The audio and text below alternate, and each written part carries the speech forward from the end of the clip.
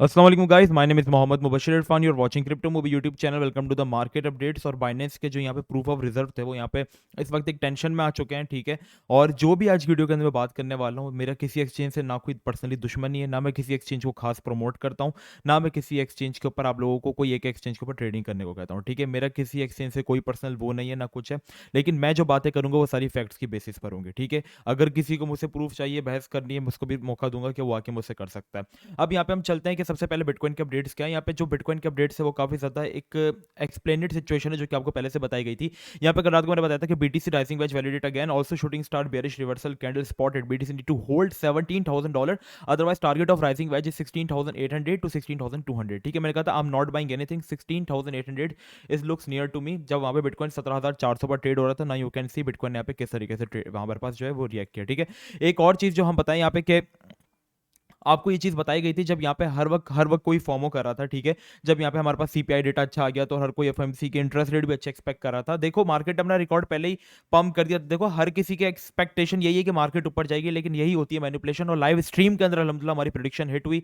ना मार्केट के अंदर कोई वॉल्यूम था ना कुछ था, ठीक है। पूरे तरीके से बिना वॉल्यूम के मार्केट ऊपर जा रही। तो यही चीज होती है जिससे आप सेंस कर लो कि मार्केट के अंदर एक फेक पंप है। और जो मैंने आपको बताया था कि एक रिट्रेसमेंट करके मार्केट डंप लेगी, नाउ यू कैन सी कि मार्केट ने अपना इस वाले एरिया को रिटेस्ट किया। रिटेस्ट करके किस तरीके से जो है वो डंप लिया, ठीक है। एक पॉसिबल सिनेरियो जो आप लोगों से बताया गया था, जो कि इस इमेज के अंदर मैंने आपसे बताया गया था कि पॉसिबल वेरी पॉसिबल सिनेरियो है कि ब्रेकडाउन करके रिटेस्ट करके बिटकॉइन डंप करेगा।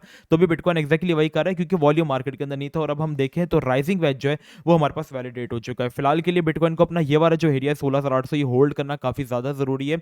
अगर कोई आप एंट्री ले रहे हो तो बहुत ज्यादा देखभाल के और संभल कर लेना, क्योंकि एरिया अनस्टेबल रहा है, ठीक है। और इसके अलावा यहाँ पे कुछ बुरी न्यूज़ भी आ रही है एक्सचेंजेस के अलावा, ठीक है। हमारे पास जो सबसे पहली न्यूज़ आ रही है वो मजर की तरफ से आ रही है। और वो न्यूज़ ये है कि according to the Bloomberg the auditor Mazars has suspended all services included proof of reserve for crypto currencies exchanges, जिसमें हमारे पास सबसे बड़े जो क्लाइंट्स हैं वो बाइनेंस, कुकॉइन, क्रिप्टो.com और अदर, ठीक है। और तो यहाँ पे जो सारी चीजें वो सारी मजर्स ने कहा है कि ये हमारे एक प्रूफ ऑफ रिजर्व को एज अ मिस यूज कर रहे हैं। अब यहाँ पे आपको एक चीज याद होगी, हमारे पास सीजी बाइनेंस ने एक बात कही थी। मैं आता हूँ बाइनेंस के ऊपर, ठीक है। सीजी बाइनेंस ने हमारे पास एक बात कही थी, if an exchange have to move large amounts of crypto before और after they demonstrate their wallet address, it's a clear sign of problem. इन्होंने कहा था कि जब एक्सचेंज अपना प्रूफ ऑफ रिजर्व शो करने से, मुजाहरा करने से पहले या बाद में अगर कोई बड़ी अमाउंट अपने वॉलेट से ट्रांसफर करती है तो ये क्लीन इंडिकेट होती है कि वो एक्सचेंज इस वक्त ट्रबल में। अगर हम बात करें टीआरएक्स, जो एक टीआरएक्स में एक बड़ी ट्रांजेक्शन हुई थी जिसको मजर्स पे ऑडिटिंग के वक्त इन्होंने रिकॉर्ड नहीं करवाया था, उसकी जवाब इन्होंने अभी तक सीजी बाइनेंस ने नहीं दिया है, ठीक है। और यही कुछ चीजों को चलते हुए जो इन्होंने लोगों को एक दिखाया था कि हमारे पास प्रूफ ऑफ रिजर्व, आपके जो रिजर्व है वो हमारे पास बिल्कुल सेफ है, उसका उन्होंने टीआरएक्स की कोई वहां पे बात नहीं बताई, ठीक है। अगर फिर इसके बाद बात करें जो हमारे पास 22 मिलियन बीएनबी जो कि अनमिंट, जो कि दिखाए ही नहीं जा रहे, जो कि किसी तरीके से डिक्लेयर ही नहीं किया जा रहा कि किस चीज के लिए, उसकी बात अलग रही।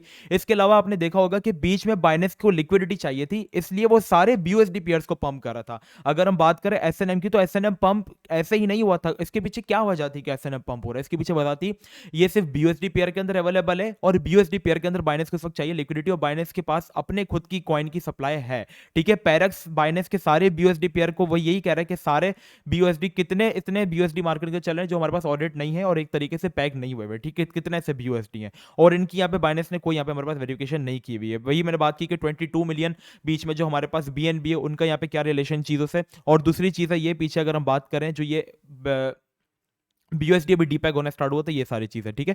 अब यहाँ पे आप देखो इन्होंने बीयूएसडी के पेयर्स को कितना पंप किया। सबसे पहले एसएनएम से शुरुआत हुई, 7,000% मतलब 70x तक इसको पंप कर दिया, ठीक है। इसके अलावा इसी ट्रेंड को चलते हुए हम लोगों ने भी एक फ्री सिग्नल आप लोगों से दिया था, आपको याद होगा। ये जो मैंने सिग्नल दिया था इसके पीछे भी एक वजह थी, ठीक है। मेरी जो पीछे वो थी, ये जो कॉइन था एमबी, मैंने ये बताया था इस वक्त तमाम बीयूएसडी पेयर्स अच्छा पंप दे रहे हैं, बीटीसी स्टेबल रहा, तो सेम एक्सपेक्टेशन विद एएमबी। हमने एमबी का कॉल आपको इसलिए दिया था क्योंकि उसका सिर्फ और सिर्फ बीयूएसडी पेयर अवेलेबल था और इसने ऑल टीपीज हिट की, और जितने भी बीयूएसडी पेयर थे उनके साथ एमबी भी हमारे पास गेनर्स में जो है वो आने लग गया था, ठीक है। तो इससे क्या हुआ, उन्होंने एक फेक पंप दिया तमाम बीयूएसडी कॉइन्स के अंदर, उनको लिक्विडिटी देकर एक पंप दिया जिससे उनके पास एक लिक्विडिटी ग्रैब करने का एरिया हो। क्यों ऐसा हुआ कि वो गया हमारे पास $13 से गिर के $0.57 पर आ गया।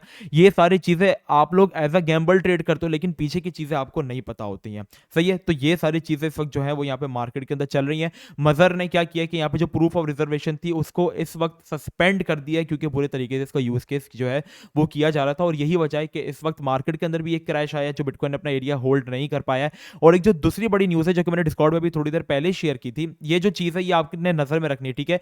मैं अगेन कह रहा हूँ, मेरे किसी एक्सचेंज से कोई पर्सनल वो नहीं है रिलेशन, ना मैं किसी एक्सचेंज को प्रमोट करने के यहाँ पे पैसे लेता हूँ। बिटगेट के साथ मेरी पार्टनरशिप है, लेकिन मैं आपको उससे भी कहूंगा कि बिटगेट से भी बच के रहो। इस वक्त कोई भी एक्सचेंज आपके पास सेफ नहीं है, ठीक है। एक्सचेंज सिर्फ और सिर्फ आपको पैसा, आप जो खरीदते हो ना उसके बदले में आपको सिर्फ डिजिट्स देती हैं कि आपके पास इतने बिटकॉइन। अब आपने एक बिटकॉइन लिया, एक्चुअल में वो एक बिटकॉइन एक्सचेंज ही होल्ड करिए, लेकिन आपको सिर्फ एक डिजिट दे दिया कि आपके पास इतना बिटकॉइन है। कभी भी वो चाहे एफटीएक्स की तरफ भाग सकते हैं।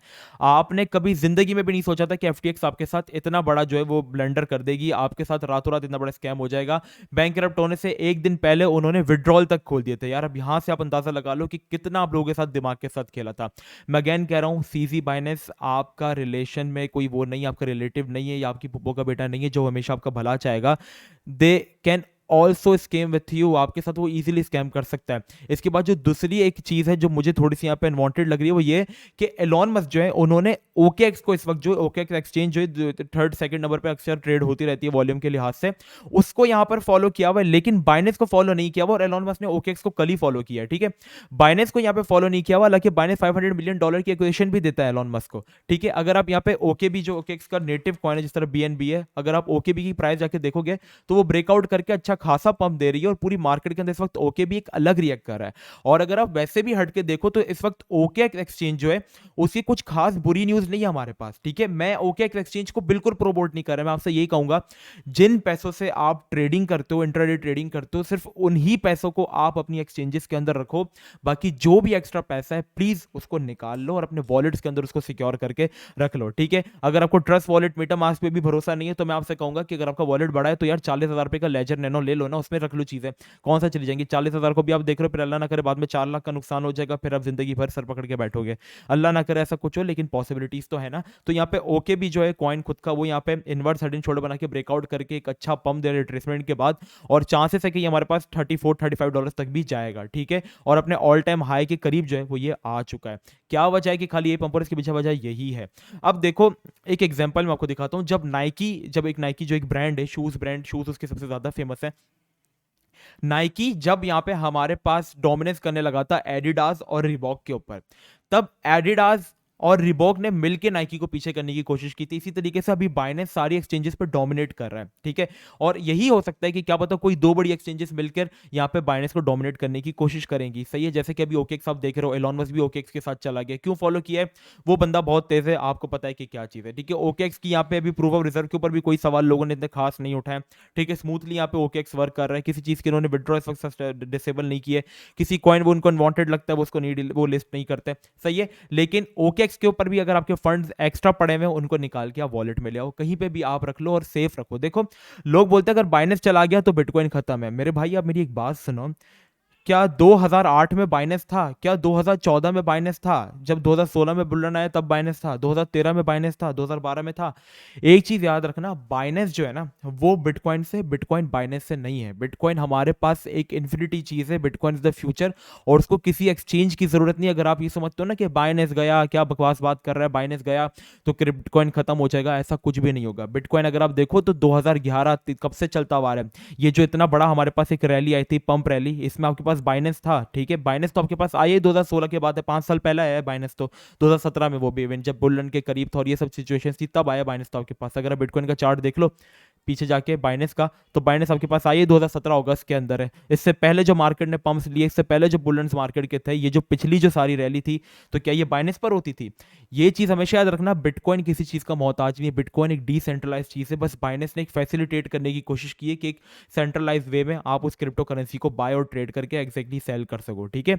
तो एक चीज हमेशा याद रखना, बाइनेंस बिटकॉइन से है, बिटकॉइन बाइनेंस से नहीं है। जब 2014 के अंदर एम्प्टी गॉक्स भाग गया था एक वाहिद क्रिप्टो का एक्सचेंज, तब लोगों ने क्या किया था? डिसेंट्रलाइज ने हेल्प की ना, आया ना, इसके बाद भी बोल रहे हैं 2017 में ये रहा। उस वक्त एम्प्टी गॉक्स ने भी लोगों का ट्रस्ट बाइनेंस की तरह ही गेन किया होता, सिर्फ एक वाहिद क्रिप्टो की एक्सचेंज थी। लेकिन क्या हुआ पंप, $200 से बिटकॉइन चला गया $20,000 पे। बिटकॉइन किसी चीज का मोहताज नहीं है, ठीक है। बाइनेंस बिटकॉइन का मोहताज है, बिटकॉइन बाइनेंस का मोहताज नहीं। एक चीज याद रखना, हाँ ये है कि मार्केट में गहरा असर जरूर पड़ेगा, और जब ये गहरा असर पड़ेगा तो दूसरे एक्सचेंज से भी लोग पैसा निकाल के अपना वॉलेट्स में लेकर जाएंगे, तो ये चीज हो सकती है। इसके बाद कोई इंपॉर्टेंट सिक्योरिटीज आए, दूसरी चीजें हों, चीजों पर एक्शन लिया जाए, ये सब चीज हो सकता है। लेकिन देखो मैं खुद भी जानता हूँ कि अगर बाइनेंस गया तो उसके बहुत बुरे इफेक्ट पड़ेंगे और क्रिप्टो जो है वो यहाँ पे इतना खास प्रमोट नहीं होगा, ठीक है। क्रिप्टो की अवेयरनेस लोगों में आई सेंट्रलाइज एक्सचेंजेस के जरिए, और आगे आने वाले टाइम में सीट सेंट्रलाइज एक्सचेंजेस का एक बहुत बड़ा यूज केस होने वाला है। लेकिन आपको क्रिप्टो में वो एक्सपेक्ट करना है जो कि अनएक्सपेक्टेड हो।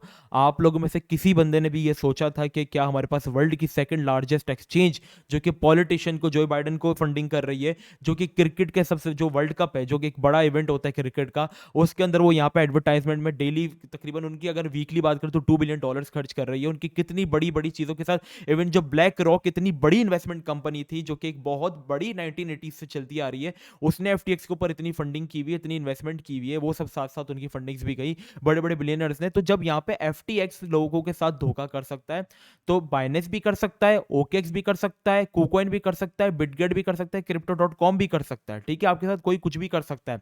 नॉट योर की नॉट योर कॉइन, ठीक है। आपको जो कॉइन है ना वो आपके पास तभी सेफ है जब आपने उसको अपने वॉलेट में रखा हुआ है, सही है। अभी ये देखो बाइनेंस के ऊपर फर्स्ट चल रहे हैं तो हम लोग अपने प्रीमियम मेंबर्स को यहाँ पे लेके कुकॉइन की तरफ, हम लोगों ने कल कुकॉइन में फ्लेम की कॉल दी और फ्लेम से हम लोगों ने बेहतरीन प्रॉफिट बनाया। इस तरीके का हम लोग चलते हैं। यहाँ पे आप मेंबर्स के प्रॉफिट प्रूफ में भी जाकर देख सकते हो हमारे मेंबर्स अलहमदुलिल्लाह किस तरीके से यहाँ पे प्रॉफिट बना रहे हैं। $60 बुक, $38, $8 फ्रॉम 100, $12 बुक, ठीक है। किसी ने यहाँ पे 100 बुक किए, किसी ने 15 बुक किए। तो हम इस तरीके से वहाँ पे ट्रेडिंग कर रहे थे। अगर आपके पास स्ट्रैटेजी हो तो आप ट्रेड हर तरह की मार्केट के अंदर कर सकते हो, ठीक है। हमारे प्रीमियम में 27 दिसंबर को एक बहुत बड़ा डिस्काउंट आने वाला है, तो यहाँ पे आप ज्वाइन कर सकते हो 27 दिसंबर को। अभी तो फीस यही है, 1 जनवरी को हम ये फीस भी बढ़ा देंगे, 25% फीस इंक्रीज हो जाएगी, मतलब $20 से 25 हो जाएगी। 3 मंथ्स की हम लोग कर देंगे यहाँ पे $70 इतनी फीस कर देंगे। लेकिन इससे पहले 27 दिसंबर को हम एक बड़ा डिस्काउंट देने वाले जिसमें आप हमारा प्रीमियम ज्वाइन कर सकते हो। हम लोग प्रीमियम में कुकॉइन और बाइनेंस के ऊपर स्पॉट ट्रेडिंग कराते हैं, ठीक है। इस तरीके से हम लोग यहाँ पे चलते हैं। आपको फ्री कॉल भी हम लोगों ने दी थी अभी तकरीबन 3 दिन पहले, जिससे आप लोग एक प्रॉफिट बना लो। आप लोगों को अगर आप मुझे ज्वाइन करना चाहते हो तो पहला मेरा पास रिकॉर्ड देखो कि हमारा क्या है, हमने जो प्रिडिक्शंस की है मार्केट के रिलेटेड, क्या वो ठीक गई है, गलत गई। और अल्हम्दुलिल्लाह अल्लाह ताला का तमाम एहसान है, मेरी कोई औकात नहीं, अल्लाह का तमाम एहसान है, हमने जो प्रिडिक्शंस की हैं वो सारी की सारी हमारे पास एक उसमें गई है। सॉरी मेरे पास एक कॉल आ रहा है। हाँ, तो हम वीडियो को यहाँ पे साथ ही कंटिन्यू कर लेते हैं क्योंकि मैं लाइव वीडियो अपलोड करूंगा, मुझे एडिटिंग इसमें नहीं करनी है, सही है। साथ साथ हम लोग इसको वो करेंगे, सही है। तो ये सारी चीज़ें हैं, आप देख लो यहाँ पर कि बाइनेंस को यहाँ पे किस चीज़ों की में डिफिकल्टी आ सकती है। क्या पता है इससे वो बहुत ही इजीली निकाला है बाइनेंस, बाइनेंस को यहाँ पे कोई इशू ही ना हो, सही है। तो दूसरी सारी चीज़ें, तो आप अपना एक्स्ट्रा फंड्स रखो ही नहीं ना बाइनेंस के ऊपर। आपको क्यों रखना है अपना एक्स्ट्रा फंड्स? आप अपना जो पैसा जो अपने लॉन्ग टर्म के लिए रखा हुआ है वो वॉलेट्स में रख लो, सही है। और जिससे आप ट्रेडिंग करते हो वो सेवा आप एक्सचेंजेस में रख लो। और आपको ये चीज़ तो पता ही होगी कि क्रिप्टो रिस्की चीज़ है, ठीक है। Satoshi Nakamoto is a non personality. अगर आपके सामने डॉकवन भी था, आपने उसका क्या कर लिया?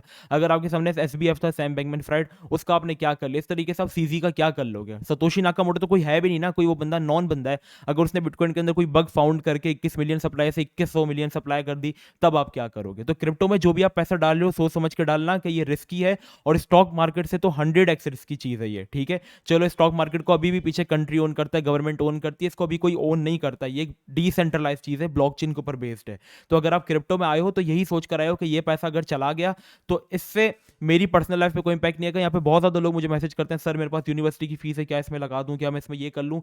वो पैसा आप कभी भी मत डालना, बर्बाद हो सकते हो, फिर आप गैम्बलिंग कर रहे हो और कुछ नहीं कर रहे। हमेशा एक्स्ट्रा पैसा अपनी वेल्थ का 2% या 3% जो कि एक्स्ट्रा हो, वो आप क्रिप्टो करेंसीज में हमेशा डालो, सही है। तो इस तरीके से चलो, अपनी होल्डिंग्स जो है मेन होल्डिंग्स उनको वॉलेट्स में रखो, जो ट्रेडिंग जिससे आप करते हो उनको आप एक्सचेंजेस में रखो, सही है। और किसी एक एक्सचेंज में नहीं रखो, अपना पोर्टफोलियो डाइवर्सिफाई करो, सही है। ये डाइवर्सिफाई की बात मैं तब से करता रहा हूँ जब से यूएसटी का हमारे साथ जो लूना ने स्कैम किया था कि यूएसटी हमारे पास डीपैक कर गया था, तब से मैं कहता हूँ कि अपना पैसा किसी भी एक स्टेबल कॉइन में नहीं रखो, बीयूएसडी में भी रखो, यूएसडीटी में भी रखो, यूएसडीसी में भी रखो और यूएसडीडी में भी रखो, हर तरीके से रखो। अगर यूएसटी वालों ने अपना पैसा 4 चीज़ों में डिवाइड किया होता तो उनका 100% लॉस नहीं होता, सिर्फ 25% होता है, क्योंकि 75 उन्होंने दूसरे स्टेबल कॉइन्स में रखा हुआ था, ठीक है। तो अपने आप को सिक्योर करो, अपनी एक मैनेजमेंट करके चलो। सो बस आज के लिए इतना ही। कोई अपडेट्स आती रहती है, मैं आपको कवर करूंगा। प्रीमियम में इंटरेस्टेड हो, आपको व्हाट्सएप में मेरा नंबर मिल जाएगा, वहाँ पे आप मुझसे कॉन्टैक्ट कर सकते हो। मिलते हैं नेक्स्ट वीडियो में। अपना बहुत ही ज़्यादा ख्याल रखना। अस्सलाम वालेकुम वरहमतुल्लाह।